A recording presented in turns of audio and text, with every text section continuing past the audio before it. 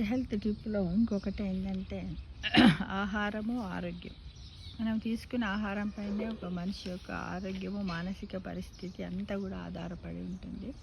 ఆ డే అంతా కూడా మనం యాక్టివ్గా ఉండడానికి, డల్గా ఉండడానికి కూడా మనం మార్నింగ్ తీసుకునే బ్రేక్ఫాస్ట్ మీదనే ముఖ్యంగా 80% ఆధారపడి ఉంటుంది మిత్రమా. అయితే అల్పాహారంలో ఎప్పుడు పొరపాటు మనం చెయ్యకూడదు.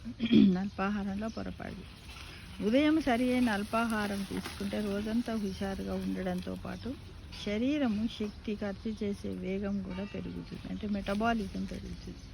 అయితే అల్పాహార విషయంలో చేసే పొరపాట్లు మెటబాలిజంను మందగించేలా చేస్తాయి. కాబట్టి ఈ విషయంలో తీసుకోవలసిన జాగ్రత్తల గురించి తెలుసుకుందాం. ఏంటంటే తీసుకోవలసినటువంటి జాగ్రత్తలు, ఉదయం అల్పాహారం తీసుకోకుండా ఉండకూడదు. అల్పాహారం తీసుకోకపోతే శరీర శక్తిని ఖర్చు చేసుకునే వేగం కూడా తగ్గుతుంది. అంతేకాకుండా ఉదయం తినకపోవడం వల్ల మిగిలిన రోజంతా అతిగా తినే ప్రమాదం ఉంది. పొద్దున దీనిలేదు అనుకుంటే తింటూనే ఉంటాం అనమాట. దాంతో ఏమవుతుంది, మన శరీరం లోపల క్యాలరీస్ ఎక్కువైపోయి మన యొక్క బాడీ వెయిట్ కూడా పెరుగుతుంది మిత్రమా. ఉదయాన్నే తీపి పదార్థాలు తినకూడదు, అంటే తింటే రక్తంలో చక్కెర స్థాయిలు పెరిగిపోయి శక్తి తగ్గుతుంది. దాంతో మెటబాలిజం కూడా మనకు నెమ్మదిగా పెరుగుతుంది. ప్రోటీన్ ఉన్న అల్పాహారం తినాలి. ప్రోటీను కడుపు నిండిన భావనతో పాటు కండర పుష్టికి కూడా తోడ్పడుతుంది. ఇది మెటబాలిజం మెరుగుదలకు సహాయపడుతుంది. అల్పాహారం ఆలస్యంగా తీసుకోకూడదు. అల్పాహారం ఆలస్యమైతే మెటబాలిజం నిర్వహణలో కీలక పాత్ర పోషించే శరీర జీవ గడియారం దెబ్బతింటుంది, అంటే మన బయో క్లాక్ దెబ్బతింటుంది. పీచు అందించే అల్పాహారం తీసుకోవాలి. పీచు పదార్థాలు ఏం చేస్తాయి, మన పేగుల యొక్క ఆరోగ్యాన్ని కాపాడుతాయి, సంరక్షిస్తాయి. మెటబాలిజాన్ని కూడా మనకు వృద్ధి చేస్తుంది.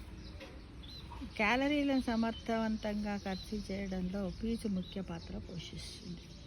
పరిగడుపున కాఫీ తాగకూడదని అంటారు, కానీ మనం ఏం చేస్తాం, ప్రతి ఒక్కరు పరిగడుపున టీ కాఫీలే తాగుతారు. అసలు యాక్చువల్గా అవి తాగొద్దంట. కాఫీ మాత్రం తాగొద్దని చెప్తున్నాడు, ఎందుకంటే కార్టినాల్ పెరుగుతుంది.